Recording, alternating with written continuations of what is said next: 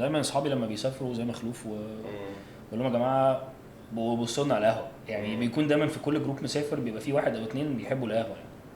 فكان في واحده صاحبتي جدا بتحب القهوه، هي مش عايشه في مصر بس عايشه في دبي. وطلعوا تريب لالبانيا وهم في المطار صورت لي كوبايه، لسه عندي صوره على الموبايل لحد دلوقتي يعني.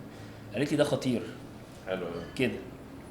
ومن هنا ابتدت الجيرني بقى يعني. انا ما روحتش البانيا غير بعد ما جبت منه عينات وعملت بلايند تيست للناس من غير ما يعرفوا ده ايه، وخدت فيدباك وعملنا سيرفي بس لغايه ما هما حددنا. يعني الموضوع البانيا عندهم باشن بالقهوه كده. انا حاسس ان مصر هنا كل يوم في براند قهوه جديد بيفتح. القهوه في العالم كله الناس بتحبها، بس هي موليري تحديدا البراند اونر هناك هم حابين الموضوع زياده عن الطبيعي، واخدينه الليفل كبير يعني. هو مش روستر صغيره، مش حد بيحب القهوه كده فعامل حاجه طعمها كويس، لا هو بنتكلم على تشين كبيره. هو احد الحاجات اللي طمنتنا وكانت بارت من البوينتس اللي احنا طلعت معانا واحنا بنشوف الكرايتيريا اللي احنا بناء عليها احنا ماشيين صح ولا غلط، ان هو احنا بنتكلم على روستر كبيره شغاله بي تو بي بفيري اجريسيف اماونتس في يعني اوروبا في بشكل عام. حاجات خاصه بموليري، في سبيشال بلاند، في يعني كل حاجه سبيشال، مش في حاجه، هو كل حاجه سبيشال.